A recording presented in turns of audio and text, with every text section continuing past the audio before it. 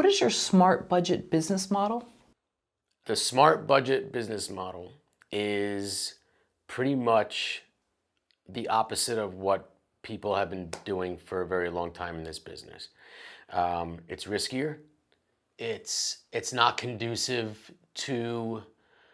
um, to supporting yourself. But I'll let you know what it is. A smart budget business model is this. It's making sure you can make your project with as little money as possible to offset the gains. If I was able to make a project, say Karen, you and I are going to make a movie, we have the same exact script, right? And you can make this film for $200,000. One way, shape, or form, I'm going to find out a way to make it for $75,000.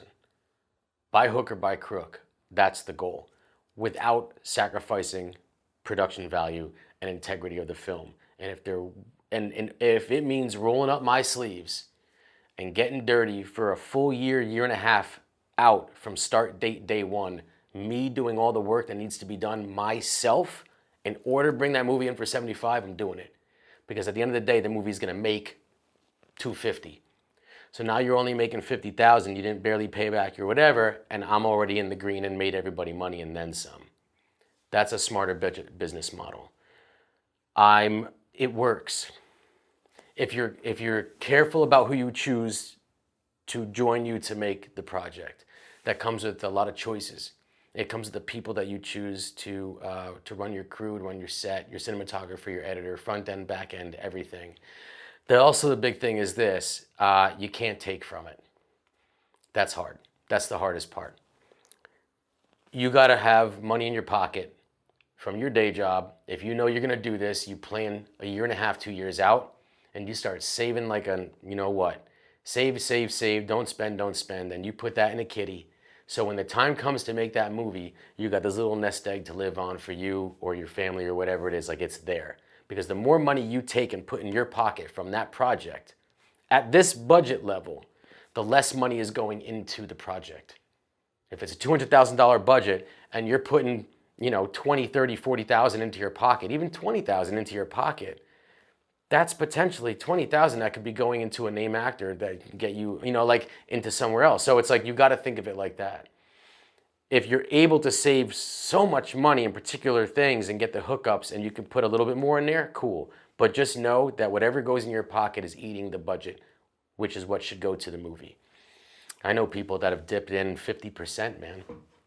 Oh yeah, I know people that have dipped in 50%. Even less is a lot. But to take the risk and to take on other people's money, yes, you do have to get paid. But how much will you stand behind your project? Like how much? Me, I stand behind it soup to nuts. You can fight me off a cliff, ain't gonna happen. I stand behind what I'm gonna do if I'm gonna make a movie. Just like I stand behind playing a role. If I'm gonna make a film and I am not in a position to have 500 or $1 million, that's a different way of going about it. When you do that, you're in a position to hire actors that will warrant your budget and then some if you play the cards right. That's when it comes down to like you kind of playing chess a little bit. If you are getting money to make a project that's a smaller budget scale, then you got to be so smart about it because you will not make money. Proven time and time and time and time again. And filmmakers will still make films, which is great, but they would still get mad and complain about it and blame the movie business. It's not. It's our fault. We know what we're doing. We know what we're getting into. But to knock the movie business because of an error in our planning, it's really not the right way to point your finger. It should go like this. And having made mistakes, I know that now, and I will not ever do it again. If you plan appropriately, if you're only able to raise a certain amount of money, I'm kind of talking like around the 100 mark and lower, very rarely do you have enough money to hire the actor that can warrant sales. So you have to be so smart about it, so fickle about it. And you have to make intelligent decisions with who you're bringing in. Because the genre will help you greatly, but it won't put you over the top. So anyway, for a smart budget business model, For anything under 100, especially even lower, I would go genre strong. And when I say genre strong, I mean possibly making the top selling genres if you can, and if you're creatively capable of executing at a high caliber, and staying away from the genres that are not selling without a bankable name. So you stay away from the dramas, crime dramas, you stay away from comedies, because humor does not translate in different countries. Like, people don't think of these things, you know? What we think is funny here, people in France are like, what? It doesn't make sense. It's like, I want my mind not, we don't know their humor, you know? So it starts here and it ends here in the US. Violence dictates, people just love violence, period. That's why action's not just like the #1 selling genre, it's actually like number 1, 2, 3, 4, and 5. And then the rest. That's today. Things change, but that's how it goes. And now, are you factoring in your salary into this budget, or no? You said you're saving this nest egg. Okay, so let's suppose we both have a script, action script. I'm going to make mine for a certain amount, and I'm renting out a pretty office, and I'm maybe even hiring a pretty person to be at the front desk because I want to give the illusion that things are better. Yeah. What are you doing to combat and to save that money, and what am I doing wrong? You're throwing away money that could be put into the project. If you were a friend or I knew you, I would out of good faith, I would say something to you. If you weren't a friend, or if there was reasons I didn't like you, I wouldn't say anything. I'd say good luck. You say you're doing a great job. Keep going. Hire 2 people, it'll be better at the front desk. Any dollar that you put in should go to the budget. You know, it's really, there's almost a system in place for small budget films like that. You know what I mean? If you follow that method, it works. It's so hard to no, I take that back, because that makes my thought process go that way. Everything's hard. What isn't hard? It's almost not possible. I'll say that. It's really almost not possible to make your money back on a very low budget film. It's almost not possible. There are people that do, you know, on the two movies that I just did, Bastard Sons and Malicious, I did. But those were planned. Those were both designed and planned for 2 years before we shot. I had the props list done a month after. I had the props list done and bought and labeled and bagged a month after I wrote the script. I just got it out of the way. Locations done, vehicles done, this done. So I didn't have to hire people for this stuff. I already had it done. You know what I mean? Food connections, I mean, you name it, it was a wrap. All my buddies coming in, we'll work for nothing. You got it, I just had it all planned out. So I was planning to make this for as low as possible, but have the production value as high as possible and offset, you know, the odds, which is what I did. But if you think you're going to get $100,000 or less, or 20 or 50, whatever it may be, even 125, anything, and you're going to make the movie you want, like, oh, because it's so low budget, of course it's going to make money. I mean, that's a naivety that, you know, you're on your own, you know. And so you're filming in places that have a tax credit?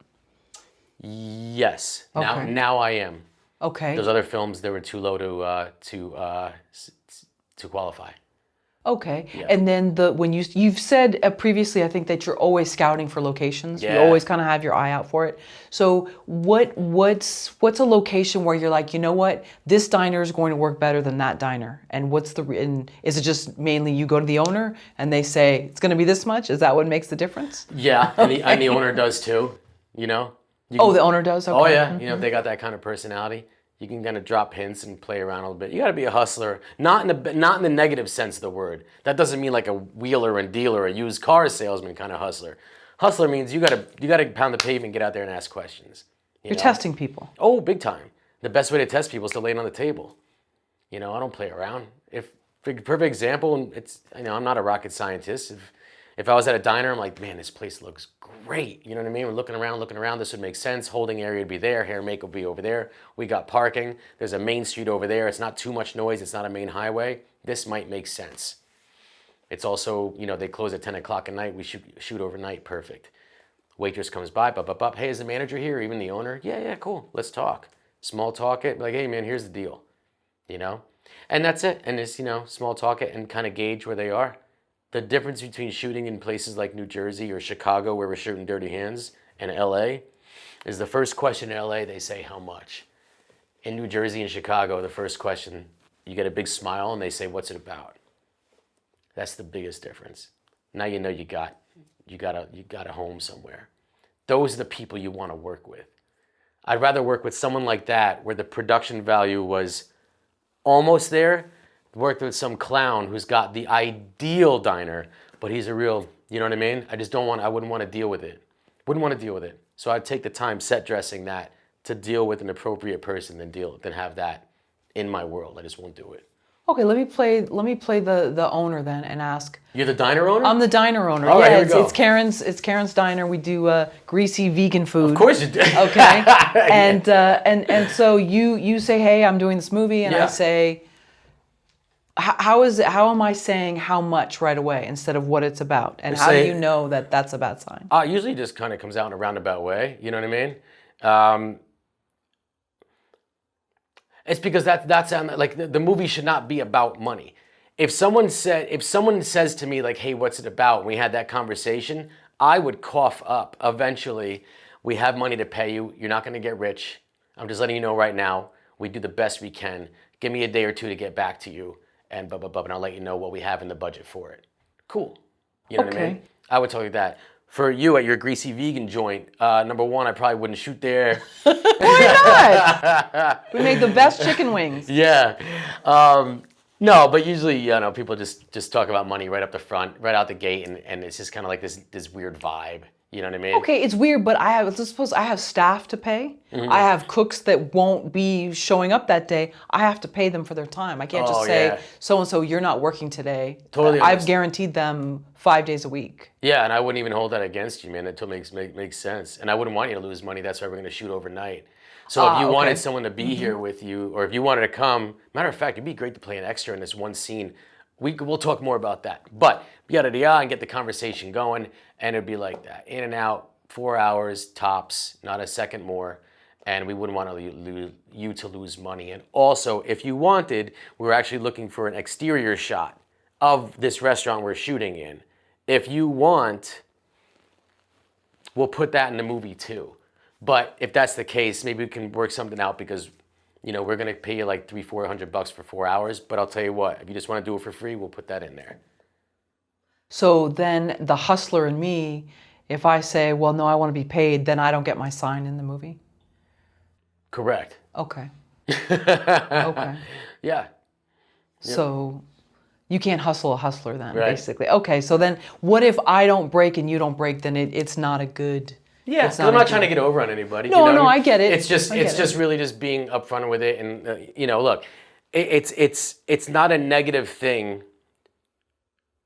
Hustling someone is negative. I'm not looking at it like that. I'm saying be Johnny Hustle. You got to be a hustler. You got to go get it. Sure. I'm not trying to hustle with like that. So if something's not right from the get, you know what I mean, and that's fine. If something's not clicking. It's not clicking. Because the last thing you want to do is have a weird relationship with someone that you're going to revisit in a month. Right. And before you know it, you're supposed to be there 10 o'clock at night. The place is locked and no one's answering their phone. Right? So, yeah, that's kind of where I come from with saying hustler.